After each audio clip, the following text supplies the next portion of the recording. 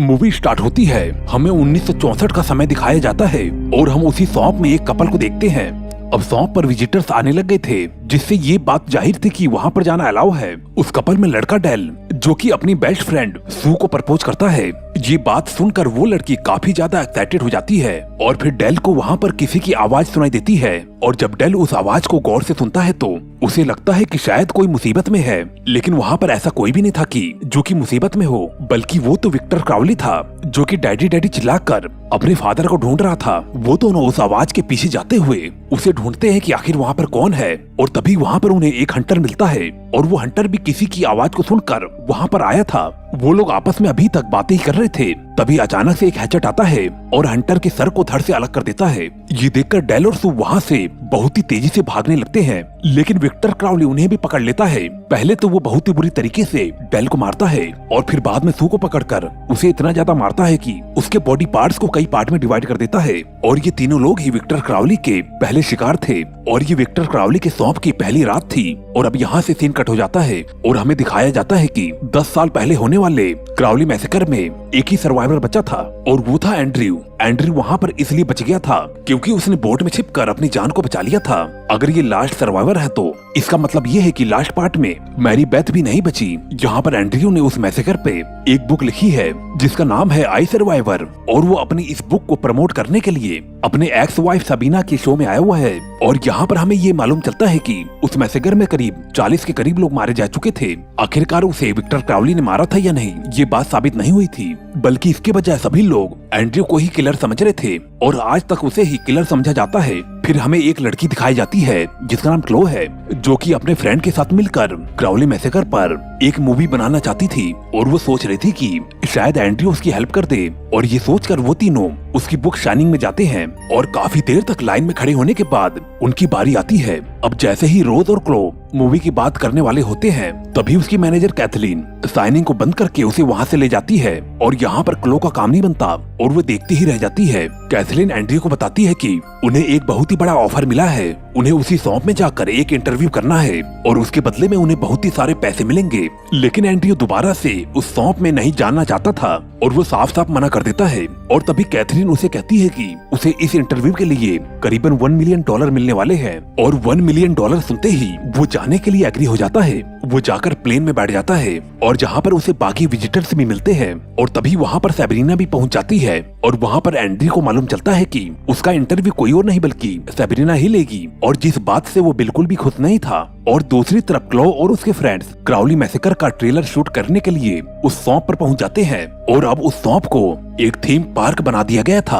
और यही नहीं बल्कि वहाँ पर क्राउली के मर्चेंडाइज भी सेल हो रहे थे। वहाँ पर उन्हें एक गाइड डिलन भी मिलता है जो कि उन लोगों को शॉप का टूर करवाता है। वो उन्हें बताता है कि स्टार्टिंग के 4 सालों में बहुत से लोग यहाँ पर घूमने आते थे, लेकिन अब उस 4 सालों के मुकाबले यहाँ पर बहुत ही कम लोग आते हैं क्योंकि लोगों को विक्टर क्राउली का क्रेज खत्म हो गया है। क्लो ने उस कर्ज का पता लगवा लिया था जो कि मरते हुए शाइन ने अपने नर्स के बच्चों को दिया था, और जब तो वो पैदा भी नहीं हुआ था और उसी कर्ज की वजह से विक्टर क्राउली बना था। लेकिन उसे समझ में नहीं आ रहा था कि आखिर उस कर्ज को कैसे बोलना है। तब वो यूट्यूब की हेल्प लेती है। यूट्यूब पे उसे बहुत ही सारी वीडियोस मिल जाती है जहाँ पर लोग उस कर्ज के बारे में सिखा रहे थे कि आखिर उसे कैसे बोला जाता है। एंड्रयू का प्लेन टेक ऑफ कर चुका था और बाकी सभी लोग इंटरव्यू की तैयारी कर रहे थे। अब उन लोगों ने एंड्रयू का प्लेन से उतरते हुए एक शॉट लेना था और जिस वजह से एंड्रयू का मेकअप किया जा रहा था। और तभी अचानक से प्लेन बहुत ही जोर से हिलता है और मेकअप आर्टिस्ट उसे कहता है कि डरने की कोई बात नहीं, प्लेन इतनी आसानी से क्रैश नहीं होते।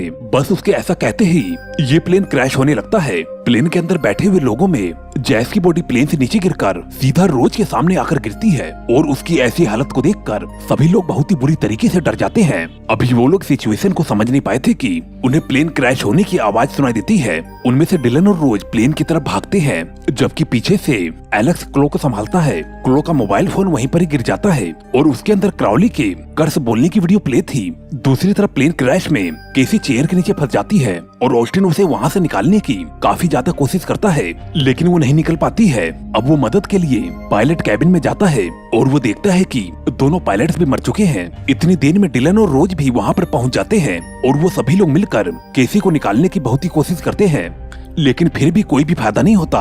अब धीरे धीरे वहाँ पर पानी भरता जा रहा था और वो पानी के अंदर डूबने लगती है। अब डिलन कहता है कि वो बोट तक जाकर औजार ला सकता है जिससे वो चेयर को काट कर केसी को बचा सकता है। वो सभी लोग प्लेन से बाहर आ जाते हैं और डिलन और एंड्रयू बोट के ऊपर जाने लगते हैं और तभी उन्हें किसी की आवाज सुनाई देती है।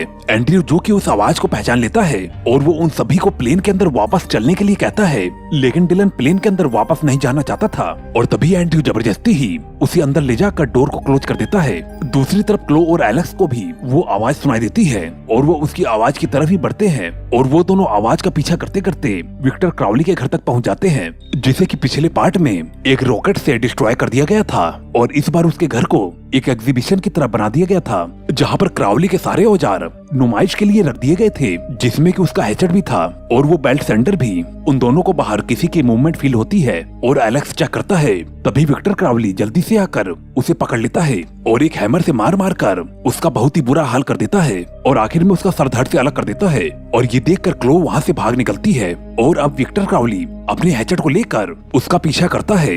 इसी तरह से भागते भागते वो प्लेन तक पहुंच जाती है, लेकिन अब विक्टर क्राउली बिल्कुल उसके पीछे ही था और वो उसके सर को प्लेन की विंडो में धड़ से दे मारता है और पीछे की तरफ घसीट कर उसे जोर से जमीन पर पटक देता है और उसे वहीं पर उसी हालत में छोड़कर चला जाता है। और यहाँ पर प्लेन के अंदर पानी भरता ही जा रहा था और धीरे धीरे केसी उसके अंदर डूब रही थी और अचानक से पानी में वाटर स्नेक आ जाता है और जिसे देखकर कैथलीन बहुत ही बुरी तरीके से डरकर प्लेन से बाहर चली जाती है, लेकिन उसे ये बात नहीं मालूम थी कि क्राउली प्लेन के ऊपर ही खड़ा था। और तभी ऑस्टिन दरवाजा बंद करने के लिए थोड़ा सा बाहर जाता है और जैसे ही वो अपने सर को बाहर निकालता है, क्राउली अपने हैचेट को घुमाकर उसे मारता है और उसका सर धड़ से अलग होकर एंड्रयू के हाथ में आकर गिरता है और उसका दिमाग निकल कर बाहर गिर जाता है। और ये बात जाहिर है कि जितनी बुरी तरीके से उसे मारा गया था वो तुरंत ही मर जाता है। कैथलीन को बाहर नेटवर्क भी मिल जाता है और वो पुलिस को कॉल कर देती है, लेकिन इससे पहले कि वो कुछ बता पाती, क्राउली उसे पकड़कर उसके हाथ को ही उखाड़ देता है और एक दर्दनाक तरीके से उसे भी मार डालता है। और तभी वो वहीं पर पड़ी हुई क्लो का चेहरा भी बहुत ही बेरहमी से कुचल देता है, जिससे वो भी मारी जाती है। अब प्लेन के अंदर कैसी पानी के अंदर डूब जाती है और तड़प तड़प कर उसकी भी मौत हो जाती है और अपनी आंखों के सामने उसे तड़पता हुआ देखकर कोई भी उसकी हेल्प नहीं कर पाया। और वहीं पर सैब्रीना और एंड्रयू की बहस हो जाती है और वो कहती है कि कैथलीन ने उसे झूठ बोला था, उसे इस इंटरव्यू के लिए सिर्फ $25,000 मिलने वाले थे। और तभी अचानक से कैथरीन की बॉडी विंडो के ऊपर आकर गिरती है और उसके हाथ में मोबाइल था जो कि रिंग होने लगता है। अब रोज उसके हाथ से मोबाइल लेती है, लेकिन जब तक वो मोबाइल को लेती है उससे पहले ही कॉल कट हो जाती है। लेकिन अब तो वो दोबारा कॉल भी नहीं कर सकती थी क्योंकि उसके मोबाइल में लॉक लगा हुआ था। और तभी वहाँ पर विंडो से क्राउली आ जाता है और अब अपने बेल्ट सेंटर मशीन से प्लेन के हिस्से को काटने लगता है और वो गलती से वायरिंग को छेड़ देता है, जिससे कि प्लेन की पावर ऑन हो जाती है। और डिलन उन्हें कहता है कि अगर अभी भी प्लेन के अंदर पावर बाकी है तो फिर वो उसके इंजन को ऑन कर सकते हैं और वो क्राउली को टरबाइन के अंदर ढकेल कर उसे मार सकते हैं। और फिर वो कैबिन के अंदर जाकर इंजन को ऑन करने की कोशिश करता है और दूसरी तरफ विक्टर क्राउली प्लेन को काट कर अंदर घुस जाता है, लेकिन वहाँ पर उसे कोई भी नहीं मिलता क्योंकि जहाँ से प्लेन के अंदर पानी आ रहा था वो सभी लोग उसी रास्ते से निकलकर भाग जाते हैं। एंड्रयू बाकी लोगों को भेजकर और डिलन को बचाने के लिए विक्टर क्राउली को अपने पीछे लगा लेता है। इधर सैब्रीना और रोज की लड़ाई हो जाती है और सैब्रीना उसे मोबाइल को छीनकर वहाँ से भाग जाती है और इनकी आवाज को सुनकर क्राउली वहाँ पर पहुँच जाता है, लेकिन रोज किसी तरीके से पेड़ के ऊपर चढ़कर अपनी जान को बचा लेती है और सैब्रीना किसी तरीके से बोट तक पहुँच जाती है, लेकिन उसके पास उसकी चाबी नहीं थी। और तभी वहाँ पर क्राउली भी पहुँच जाता है और वो अपनी जान बचाने के लिए बोट में ही छिप जाती है। और तभी अचानक से उसके हाथ में फोन बजने लगता है। वो जल्दी से मोबाइल को ऑफ करती है, लेकिन इसका कोई भी फायदा नहीं होता। अब काफी देर हो चुकी थी। क्राउली उसे पकड़कर बहुत ही बेरहमी से मार डालता है। दूसरी तरफ डिलन प्लेन के इंजन को स्टार्ट करने में कामयाब हो जाता है और तब तक एंड्रयू भी उसके पास पहुंच गया था। और तभी वो रोज को अपनी तरफ आते हुए देखते हैं, लेकिन उसके पीछे क्राउली भी आ जाता है और रोज को पकड़ लेता है और उसको मारने के लिए अपने हैचेट को निकाल लेता है।